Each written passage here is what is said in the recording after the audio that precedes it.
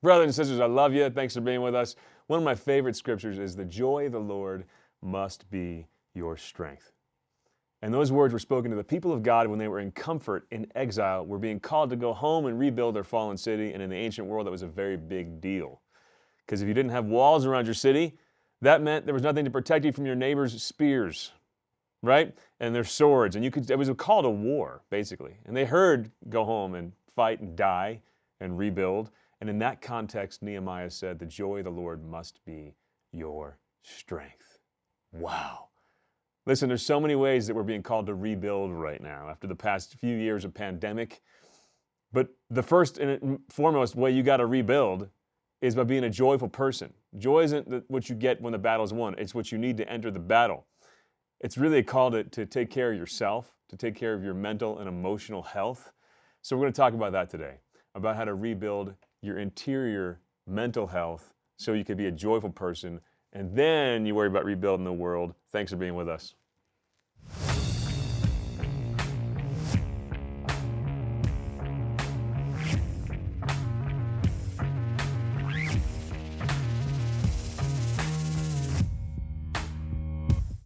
So this comes as no surprise. The mental health impact of the past few years has been tremendous. It's been staggering.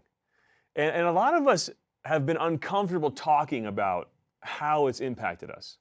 Because on one hand, there's a lot of people who have fallen ill and died. But then on the other hand, there's a lot of people who have fallen into profound depression. Murder rate has increased in the United States by 30%. That's a sign that something's going really, really wrong. Okay, that's the biggest increase. 9/11, when you included the deaths from 9/11, the murder rate increased in 2001 by 20%. We're way past that. Anxiety is up. Depression is up. Drug abuse has reached its own kind of pandemic that not a lot of people are talking about. And one of the reasons we're not talking about this enough is because of there's been almost a societal gaslighting that's happened, where if you bring up, I'm experiencing this pain because my business has failed, I've experienced lockdowns, because I go to school every day and I have an auditory processing disorder and can't see my teacher's face. You know, all these things, if you bring that up, you're told right away, you got to serve the common good. It's okay, you get past it. Or told right away, oh, you're just being political. It's like, no, guys, I want to give you permission right now to just feel your pain. Because aside from the people who have suffered the health impact of COVID, it's okay to look at and own the emotional impact this has had on you, on your family, on your kids. And really rebuilding and claiming that joy of the Lord starts with being okay with not being okay. And having an environment where you could say, this is how this impacted me, let's start to rebuild. So I'm really excited to have my guest tonight, who's a dear friend of mine and a Catholic psychologist, Jim Langley. Good to be on, man. Yeah, I love you, brother. It's good to be with you. And speaking of Catholic psychologists, man, we need so many more of you. It's crazy. There's a lot of good job security going on right now. I'll say that at least. There's one guy smiling through the entire COVID experience. The business is rolling in. It wasn't Wuhan, it was therapists. Yeah, seriously, man. There's the new conspiracy theory. Catholic therapists developed this in a lab to drum up business. Oh man, sum up for me some of the mental health things that you're seeing come to the surface, the repeat threads and themes that you're seeing again and again. And I'm sorry, before I have you answer that question, we do this live so we can take your questions. So interrupt our flow, interrupt my questions anytime. Text 720-650-0100. We want to take your questions because we love you. You're why we're here. So, Jim, what are some of the things you're seeing rise to the surface? I don't know if you've noticed, but the last couple of years have been a little bit of a mess, to say the least, right? And I don't think it's just because of COVID and the pandemic. I think this has been coming for a while, the direction our culture is headed with social media and the immense pressure that we live under. Our cultural values are not promoting happiness. And that's what we're all pursuing. We're all pursuing happiness. And the number one thing that we've lost is a sense of control. All of a sudden, we don't have security in our work. Our kids may not be going to school. We're stuck under the same roof with spouses that maybe we don't get along with.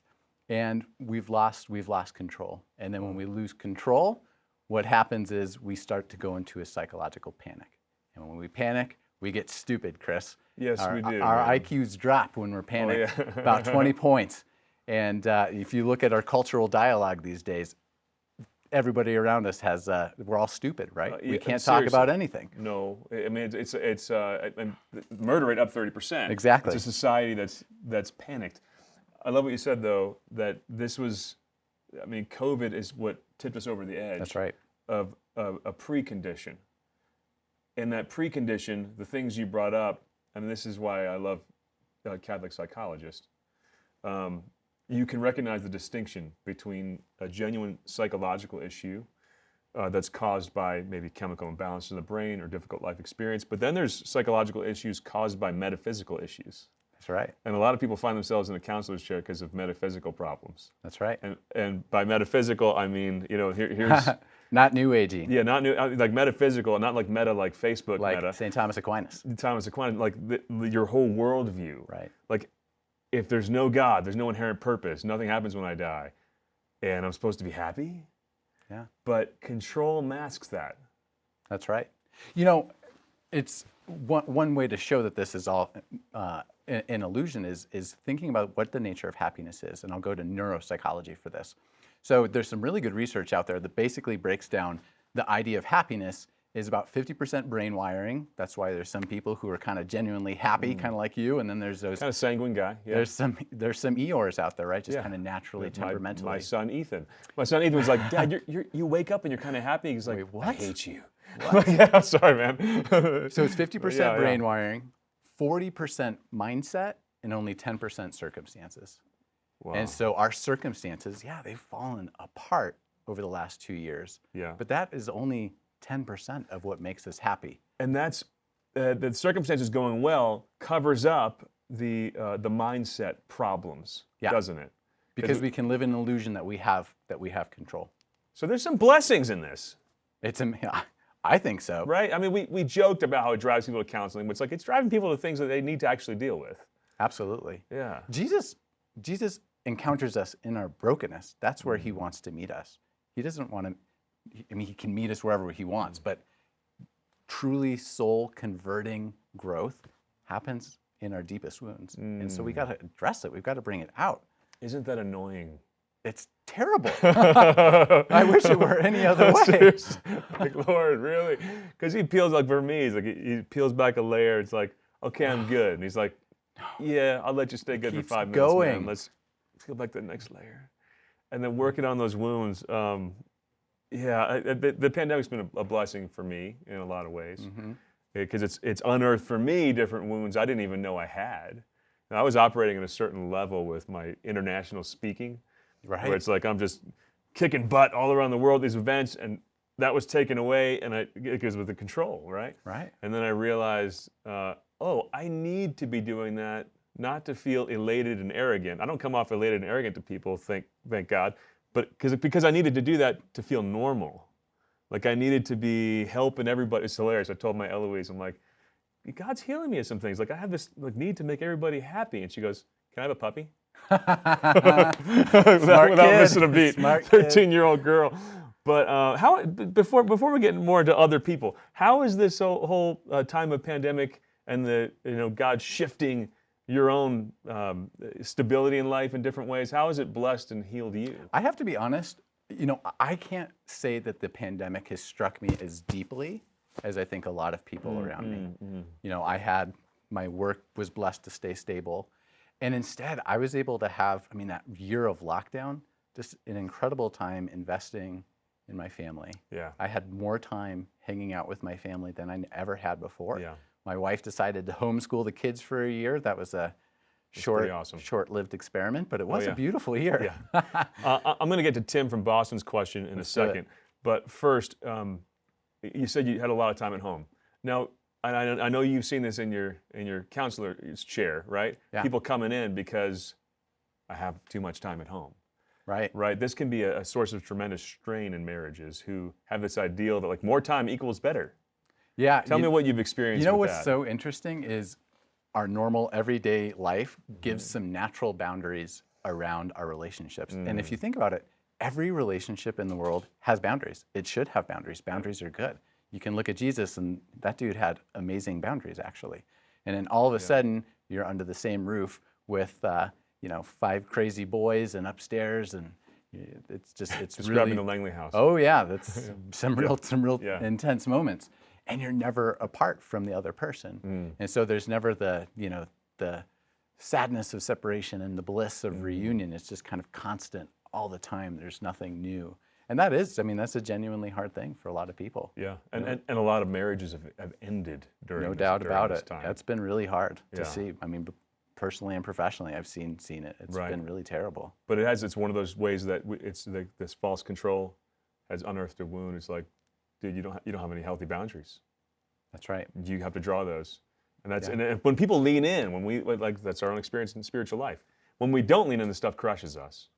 When we lean in and pick up our cross and follow him, and we're not dragging it anymore, that is precisely the path that makes us who God's calling us to be. Tim from Boston, do psychologists practice what they preach? Can they fall into a depression always helping people deal with their issues in this extreme society without dealing with their own?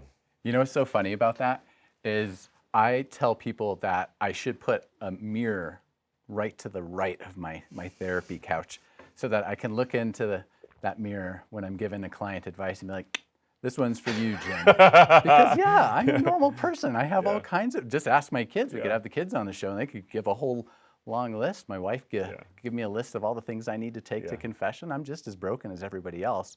The benefit is that I get to marinate in growth all day long. You can't, if you're watching people around you grow, you kind of can't help, and you're a total hypocrite if you can't help but grow yourself. So do you go to therapy yourself as a therapist? And is this common for counselors to go to counselors?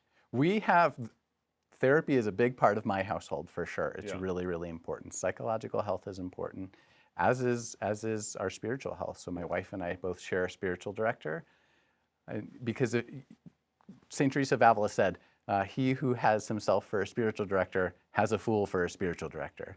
Oh, that's good. That's good, man. It's the same with psychology. I love that you don't have a stigma around that. Obviously, you don't, because it's the field you're in. I want to encourage everybody watching, get rid of any stigma you have around therapy. I go myself periodically. Our family has a St. Raphael's Counseling, right? That's right. What Jim runs. What's the URL for that? www.straphaelcounseling.com. Perfect. So my family has frequent flyer miles there. And everybody's got stuff they got to deal with. And everybody. You need someone to touch base with. And I'm a huge fan of spiritual direction, of a good Catholic therapist. And it's hilarious when I can go into my therapist's office and see in the corner a stack of my own books. It's like, That's but awesome. no matter how together you think you got it, it's like, dude, you wrote the book on half the stuff. Here's how you got to do it today, and how it's unearthed wounds, and it's But beautiful. that's authenticity. That's right, man. Yeah, that's right. Okay, great question. In therapy for the last month, I'm struggling with dealing with emotions and how I can communicate through those emotions. So this person's had a lot of stuff kicked up. And when all that's in your face, how do you communicate through that to people in a normal way around you? Man, that's a tough question. That is a tough question. That's a super tough one. I would encourage you to take time and be patient with yourself. A lot of times when we experience growth, we just want to be like, oh man, I'm going to make all these changes. And growth is a slow process. Sometimes we are, just smacked over the head with these big epiphanies. Mm-hmm. But, Jesus works in our hearts over our entire lives. He's never not at work in our hearts. And so take time, write it down. I think there's an element of just, you need to digest it for yourself, right? You need to understand yourself and then take it out to others. And then the other part is, it's going to come out messy. Turns out our brokenness is really, really messy. And you can't be afraid of that. And if the people around you who love you, they'll be able to accept that and embrace that and love you just right on through that. So I wouldn't worry too much about having a perfect recipe for how to communicate through your emotions. You just have to try. You just have to practice. Hallelujah. As you were talking, I thought of how our Lord, when he rose from the dead, still had the holes in his hands. Exactly. Still had the hole in his side. And it was this resurrected, healed brokenness. Yeah. But that didn't make the wounds go away. And there's a way that through the messiness, the Lord shines through the holes in our hands and side. you're dealing with a lot of kids, and a lot of people at St. Raph's are dealing with a lot of kids. The instability in a child's life. I mean, there's adults who have this illusion of control, which dude, as soon as the pandemic hit and you go to the grocery store and there's no meat, it's like Control is gone. Yeah, it's like this was an illusion. Here I am in America. There's always supposed to be meat. It's like, no, we're 3 days away from all the grocery stores running out of essentials, like at all times. That's right. Wow. But kids don't even have that. Like a lot of them don't have that, that awareness or level of control that adults have. But the little they do have, there's certain needs for just basic rhythm of life that were taken away. Like you have school today, oh, you're home for 2 weeks. Someone in your class got COVID. I think we haven't given ample attention to the cost of all our precautions. I really don't. Yeah, it's huge. How much good Books are we going doing to be written about versus the harm we've done psychologically? This is a legitimate conversation that as soon as you start to have it, you're accused of being political. That's right. Which is totally crazy. But what's some of the cost you've seen of our precautions on kids? I mean, I've seen in my own house. Denver County had this thing where they wanted 2-year-olds to be masked. It's like a 2-year-old's gonna have more fecal matter in their mask by the end of the day. I understand. Like, I'm not arguing about masks, okay? But like, there's right. There is a cost to these kinds of things. So, what are you seeing in children? What are some of the things you're treating because of what they've been through? Yeah, anxiety is one of the most contagious emotions that there is. There's a research study that put 2 people in an elevator. One person is anxious and the other person is not. They don't talk to each other. They just go up the elevator. And wow, in just that short 30-second trip of no interaction, that anxiety just by being in the same space is contagious. Wow. And so the best thing we can do as parents is to be really aware of that. Our anxiety is so contagious to our kids. There's this belief out there that children are so resilient. And yeah, of course they're resilient to a degree. But they look to us as adults to be grounded. And so if we lack grounding, we can't hide it from our kids. And so I think it's a call for us as the adults, as parents, as teachers, to double down on our own groundedness and mindfulness and just being spiritually aware, so that can be contagious. That's a powerful thing to contemplate. Anxiety is contagious. I mean, there's the one level of anxiety that's clinical and caused by chemical imbalances in the brain that might precondition someone for anxiety attacks, right? Right. Then there's the level of anxiety that comes from that it's circumstantial and can be controlled, not just with a pill, but everyday anxieties. Yeah. Like when I'm freaking out as a dad. Yeah, all the time. Right? Or when the thermostat in the Stefanick household is set to chaos. That's when we're comfortable with chaos. Everything's peaceful, add a puppy. And that kids catch that. Wow. So you're seeing a lot of anxiety among children. Yep. Yeah. Annie from Connecticut, how do we help fellow faith group members let go of our meeting via Zoom and start meeting in person to give more meaningful kinship for our souls? Let me ask you this first. Is Zoom a viable replacement long-term for face-to-face interaction? Oh, man. As someone who has ADD, yeah, I can't stand Zoom. Oh my gosh, me too. It's the worst. I'm looking at my own face half the time. Oh, it's terrible. Yeah. Obviously it has its place, right? Like I can do counseling with somebody who's on, the western side of Colorado and, in Grand Junction or something, and there's something amazing about that. But we lose our human connection, obviously, and I think so much of it has to do with fear. And so, having dialogue that's maybe not so much confrontational, but just encouraging people to get back, starting in small little ways, being around each other for short periods of time. I think that can go a long way. But absolutely, like we are missing community right now. Oh yeah, I think too. I mean, I'm pushing for a big renewal in small group ministries, and a lot of people are doing Zoom for small groups, and that can be great, especially if you live in a place where there's no other fellowship around. But just calling out the fact that it's not a substitute for face-to-face. No. It can be a real blessing. It's one of the ways technology can be a blessing, but it's not the same. I think going to counseling is kind of like if you get injured, you go to the doctor, right? You can't just fix it yourself, right? Right. But there is first aid that you could do at home, right? And you don't, if I just need a little Band-Aid, I'm not going to go to the doctor. Yeah. And there's certain things people can be doing at home right now in the midst of the instability and anxiety and anger in society. Yeah. To bring peace into their home. Yeah. And maybe some healing to their own souls.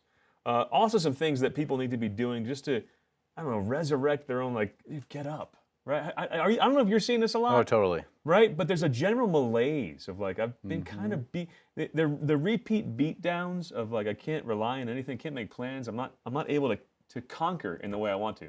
I mean, in some ways the control is a good thing. Yeah. That I can now exercise my power to use my gifts. But there's a general, like, low-grade depression I'm seeing everywhere. So for the low-grade stuff, right, and for the first aid stuff, give me some practical advice, what people should be doing right now. Yeah, there's, for those of you who've taken Psych 101, you would have come across this pretty crazy study in which this psychologist named Martin Seligman took a bunch of dogs and he put them on an electrified floor and he would shock these poor dogs. And, you can imagine the first 2 or 3 times you shock the dogs, they're jumping around, they're yelping, they want to get out. No, it's totally different. Okay. We psychologists like dogs a lot. Okay. Well, we like to harm You like them. to torture apparently. dogs. Yeah. Horrible people. That's a side. We started the pandemic and we tortured dogs. Great. So the first few times you shock the dogs, they're running away. But by the 10th time you shock them and they can't escape, they're just laying there, right? Wow. They can't get out. They give up. And so what has this pandemic done, right? We're stuck in our houses. We can't go out. Wow. I went like a year and a half without even going to a movie theater. And for a lot of people who are stuck in apartments, it's totally understandable. So this phenomenon is called learned helplessness. And so learned helplessness. That's a good phrase to know. Prisoners of war, Vietnam, World War II, they figured out their own solutions to this learned helplessness, right? They're way more helpless than we are during the lockdowns. Yeah. They find little ways in their life to find joy, and they find little ways in their life to take control, and it can be very small, right? So might be making sure that you get up and do 10 push-ups. An object at rest tends to stay at rest, and so you've got to, and we call it in psychology, do opposite action and get yourself moving. That's really big. And can they, especially when I think of like really traumatic things, well, prisoner of war, and frankly, there's been parts of the world where the lockdowns were so intense that it was traumatic. Melbourne, Australia has had 262 days of lockdown. 262 days. I have a friend who was a priest there. He said, I haven't had any COVID funerals, but a lot of suicide funerals. Right? How long does it take to rebuild? And can someone who's really experienced that level of beating down get back to where they had been in functionality through those little steps? Right, it's huge. So we've had one element of trauma is when your worldview gets shaken, the way that you see the world as being a safe place. It's been taken from you. And this is actually such an awesome opportunity for us as Catholics because we have something the world doesn't. We have Jesus. We don't need Biden or Trump or anyone to be in control because we have the Lord. He's way more powerful. And this is a great time actually to be evangelistic. Get out there and show people joy.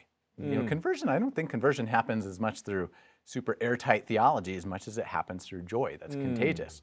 And so as Christians, we can kindle in ourselves our own joy and peace, then we can get out there and really change the world. The time is ripe.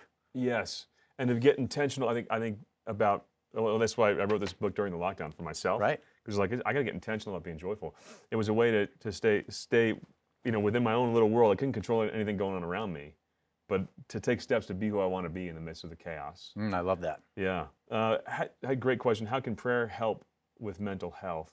And I would add to that, sometimes people can blur the line and over-spiritualize mental health problems. Conversely, some people can say, well, it's all mental health, all about mental health, and you guys who bring religion or don't really have anything to say, right? So where's the line between the two, and how does prayer and your relationship with Jesus help you have peace without over-spiritualizing every mental health issue? I've written articles and have done hour-long talks on this very topic, so this is sadly we got 5 minutes, but we'll have to have you back on this one.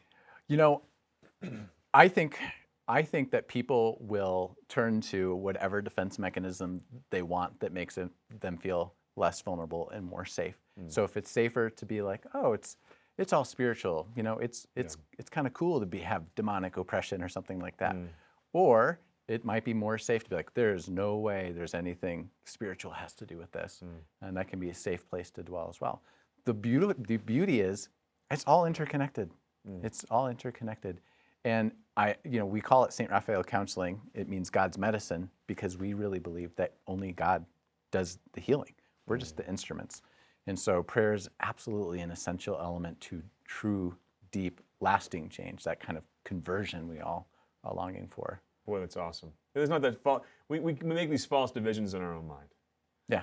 If you have cancer, you're going to pray for healing, and God wants you to go get chemo. It's both and. Yeah, and if you're healed because you did that process, you're also going to say thank God. It's the God and secondary causes, right? That's right. It's that whole theology of if we have a snow day tomorrow, thank God for the snow day. Well, no, you should thank the weather patterns. No, I'm going to thank God, who is the ultimate cause of all the weather patterns, and as we engage the healing processes. Yeah, I want to read those articles. I'll send them your way, yes, man. And where can people Google to find them, frankly? Because the interweb. The interwebs. Google Jim Langley, mental health articles. Someone said my daughter wants counseling but does not want to see anyone religious.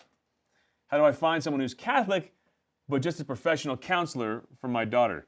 And someone asked before this one about where to go for her daughter who's not really convinced she needs counseling, but her daughter does. I'll let you take that. Yeah. Well, there are a lot of good counselors out there who maybe are Catholic and don't necessarily advertise themselves as being Catholic. But I think an important thing for you to know is it's not like someone walks into the counseling room and I'm like blessing them and we're praying like we meet people where they're at. And a good counselor will be able to meet your daughter where she's at. And it's not about shoving Jesus down her throat. Right. It's about meeting her where she's at. And so bringing her in and just it's a safe initial conversation. Keep the bigger of a deal you make it, the bigger of a deal it's going to feel to your daughter. And so making it just approachable and safe is probably the way to go there. Take away the stigma. Yeah, and I think a key distinction is if someone were to walk into your office and say, I'm suffering from anxiety, and you said, say 10 rosaries, that would be over-spiritualizing. Exactly. Right? That person should say the 10 rosaries. That's great for you. Yeah. Right? Not to say that's not going to help, but there's another pathway to deal with it. So when people go to St. Raph's or a good Catholic therapist, counselor, you're getting counseling that comes at you from the context of a Catholic worldview. And I would only trust my kids to someone who has that. Otherwise, the worldview that they might have behind the advice they're giving. That's so true. Your worldview is always going to shape the way you do the counseling. And I know you're trained not to have that happen, but it's always going to. You can't. It's impossible. Of course it is. Yeah. And if you have someone who's into the occult, or you have someone who's a total secularist atheist, they're going to turn your brain to mush, man. Mm-hmm. There's no way I trust those people. But that doesn't mean that the everyday experience of the healing process is going to be where you're just talking about God the whole time. Right. Good Catholic counselor is not going to be doing that. Do you see non-Catholic patients? All the time. There's no rule that it's you good have balance, to be Catholic. Christian counseling or non-Christian too, but I'm going to guess most of your patients are Christian. Jesus saying, do you talk to non-Christians? We'll talk to anybody. We just want to bring healing to people. That's right. Yeah, man. Yeah. Of course. How do you, another question here. How do you draw the line with your own kids and your own family dynamics when you could see in a fight in your own family, it's like, my wife's acting out of this family dynamic from her childhood. She was a second child, and this is why she's doing this. And you got all the training to know these things going on, and you probably would have a shoe thrown at you if you tried that on Nikki, right? How did you turn that part of your brain off? Oh, we have very long conversations over a good drink every weekend to process that stuff through. And I take off the Dr. Jim hat because she wouldn't let me wear it anyway. Oh, totally. Because she'd beat me. All right. So do you literally, I can see a dynamic here and bring psychology language into this, and you just check it at the door? But you can't fully. It's all valid. And then she has this amazing gift of bringing the spiritual side of it. So we can, really capture both in a good conversation. And if you're vulnerable with one another, it doesn't really matter what lingo you're using. We trust each other. You want to grow, become holier. Awesome, man. Well, hey, we got another 30 seconds. I want to give you the camera. Just anybody who's watching this because they thought, I want to tune in tonight because I'm going through a lot of pain. Just a word of advice and wisdom. what to do with the pain that they can't quite make sense out of yet, what would you say to this person? Yeah, I'm happy to say something. Here's the difference between a Catholic worldview and the secular world. We're called to be saints, and we are made saints through our suffering. I'm not going to tell you to, that saying, offer it up. No, I hate that saying personally. It's more like Jesus will encounter you in that suffering. He wants to meet you there. And if you're willing to let him in and be vulnerable, then he can do amazing things with it. Praise God. Thanks, brother. Yeah. Learned a lot tonight, including that Catholic therapists started the pandemic. They love to torture dogs. Okay. Sorry. But seriously, man, a lot of wisdom, brother. Happy to be here. I really appreciate you. Give us that URL one more time because I want to push that because it's www.straffaelcounseling.com. Yeah, and guys, the Lord loves you so much. He wants your healing. He wants your good. And he wants his joy to be your strength. He created you for joy. So let's keep leaning into that together as we all rebuild our interior life, myself included, Jim included, all of us, and work through our wounds with Jesus to live that life to the full that he made us for. We'll see you next week.